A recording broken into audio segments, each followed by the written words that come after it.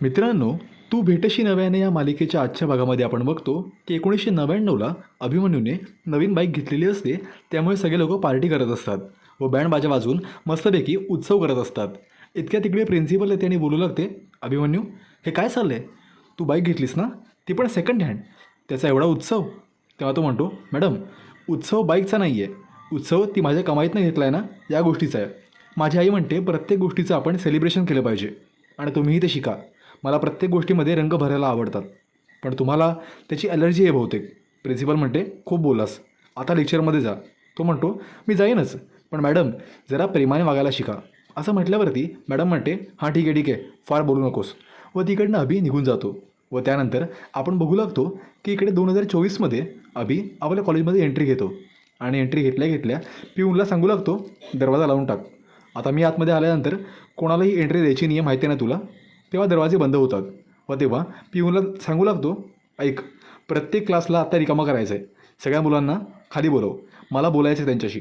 असं म्हटल्याबरोबर सगळा वर्ग खाली येतो आणि तेव्हा अभिमन्यू तो फोटो प्रिंट करून लावून टाकतो, चप्पल चोरवाला फोटो, आणि बोलू लागतो, काल माझ्या बाईकच्या सीटवरती हे कोणीतरी कृत्य केलं आहे, ते कोणी केलं आहे त्याने आत्ताच्या आत्ता समोर यायचं आहे. जर आज संध्याकाळपर्यंत ती व्यक्ती समोर आली नाही तर उद्यापासनं मी कोणालाही शिकवणार नाही, माझी शिक्षा बंद, मी तुम्हाला शिकवणं बंद करेन, तुमचं नुकसान करेन, चालणार असेल तर बघा. इतक्यात तिकडे गौरी येते बाजूने आणि ते म्हणते, म्हणू काय गं, काय झालं आहे? हाच तो माणूस आहे का? ती म्हणते, अगं हाच आहे तो, अभिमन्यू सर. तेव्हा गौरीला कळतं की चप्पल चोर आणि अभिमन्यू सर दोन्ही लोकं एकच असतात.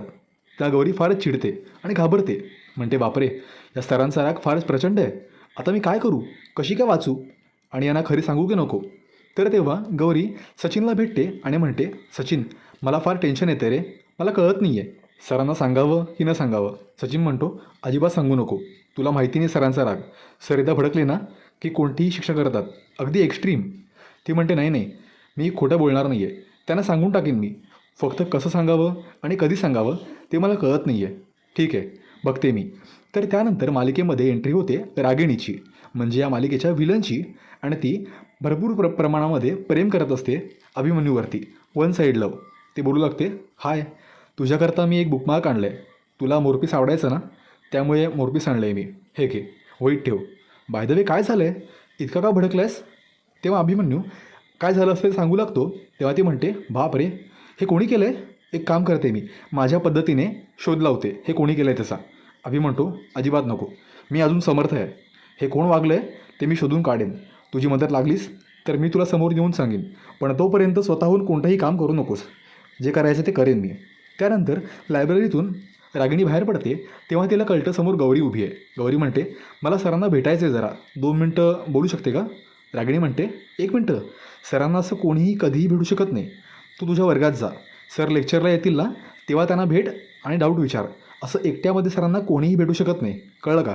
आणि बाय द वे, सर आत्ता फार भडकलेत, त्यांच्या बाईकवरती कोणीतरी लिहिलं होतं चप्पल चोर म्हणून, आणि ती व्यक्ती कोण आहे ते मलाही शोधायचं आहे. आता त्या व्यक्तीला सर शिक्षा करतीलच, पण त्या व्यक्तीला मी पण सेपरेट शिक्षा करणार आहे. ती आगाऊ व्यक्ती कोण आहे मला कळलंच पाहिजे. बाय द वे, आता आज जायचं नाही आहे, तू तुझ्या वर्गामध्ये निघून जा. इतकं म्हटल्याबरोबर गौरी तिकडून निघून जाते आणि आपल्या मेसमध्ये येते आणि कॅन्टीनमध्ये स्वयंपाक करू लागते. ती म्हणते, सचिन ऐक ना, मला कळतच नाही आहे रे काय करावं, म्हणजे त्यांना सॉरी पण म्हणायचं आहे आणि माझी चूक आहे ना ती पण सुधारायची आहे. तेव्हा ती सरांच्या बाईकपाशी येते आणि बाईकवरची अक्षरं खोडून टाकते जी तिने लिहिलेली असतात आणि म्हणते, आता मी यावर छानसं कवर शिवते. तेव्हा ती सगळी अक्षरं साफ करते व त्यावरती सुंदर कवर शिवून देते. अगदी सुंदर असतं ते कवर. तेव्हा सचिन म्हणतो, क्या बात आहे, सरांना हे कवर फारच आवडेल. तर तिकडे प्रिन्सिपल देखील सांगू लागतो, हे बघा, काही करून आज संध्याकाळपर्यंत ती व्यक्ती कोण आहे ते मला कळलं पाहिजे, सरांना फार राग आला आहे आणि तो राग मला पण आला आहे. तर संध्याकाळी निघताना सर बोलू लागतात, मुलांना हे बघा, आज मी तुमचा वर्ग घेतला, पण उद्या संध्याकाळपर्यंत ती व्यक्ती सापडली नाही तर मी तुमचा क्लास बंद करीन. मुलं म्हणतात, नको नको सर, तुम्ही शिकवा आम्हाला, तुम्ही शिकवलं ना की आम्हाला नीट समजतं, आणि तुम्ही नसाल तर आमचा अभ्यास अपूर्ण राहून जाईल सर, आम्ही स्वतः त्या व्यक्तीला शोधून काढू आणि तुमच्यासमोर आणून ठेवू, आम्ही तुम्हाला प्रॉमिस करतो. इतक्यात तिकडे निनाद येतो आणि म्हणतो, हे काय झालं अभि, ती व्यक्ती सापडली नाही तर तू यांना शिकवणार नाहीस? तूच म्हणायचंस ना, राग कितीही वाढला तरी पण तो अभ्यासावरती नाही करायचा.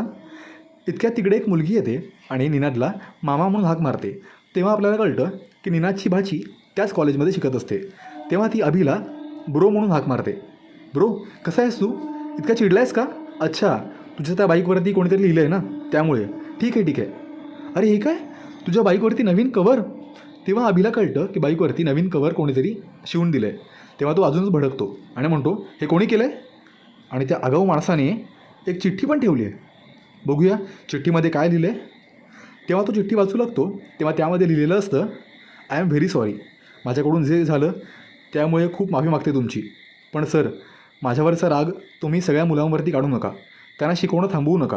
माझ्यामुळे त्यांचं नुकसान झालं तर मला आवडणार नाही. खरंच मला माफ करा. त्यामुळे मी माफी मागण्याकरता तुम्हाला नवीन सीट कवर शिवून दिलं आहे. तेव्हा अभि बोलू लागतो, हा काय प्रकार आहे? भ्याडपणा नुसता. तेव्हा तो नोटीस बोर्डावरती ती चिठ्ठी लावतो आणि त्याखाली आपल्या हँडरायटिंगमध्ये उत्तर लिहितो. असं भ्याडपणे चिठ्ठीतून उत्तर आलेलं मला चालत नाही. हिंमत असेल तर समोर ये, ते पण आजच्या आज किंवा उद्या. असं म्हटल्यावरती आजचा भाग इकडेच संपतो. पुढच्या भागामध्ये अभिमन्यू सर माईकवरनं मोठ्यांदी अनाऊन्समेंट करतात आणि बोलू लागतात, हे जे कोणी केलं आहे ना, त्याने मी 3 आकडे मोजायच्या आतमध्ये माईक रूममध्ये यायचं आहे. जर ती व्यक्ती 3 आकडे संपायच्या आतमध्ये माईक रूममध्ये नाही आली तर मी सगळ्या लोकांना शिकवणं बंद करीन आणि त्यांचं फार नुकसान होईल. चालणार असेल तर बघा तुम्ही. इतकं म्हटल्यावरती ते 3 आकडे मोजतात. तेव्हा 3 आकडे संपायच्या आतमध्ये तिकडे गौरी येते आणि म्हणते, सर ते मी केलं होतं. माझी एक वेळ नोकरी गेली तरी पण चालेल, पण माझ्यामुळे सगळ्या मुलांना नुकसान नाही झालं पाहिजे. तेव्हा अभिमन्यू गौरीला पहिल्यांदा बघतो आणि एकदम थक्क होऊन जातो. त्याला कळत नाही काय करावं, कारण त्याला एकदम भरून येतं. त्याला काहीतरी आठवतं.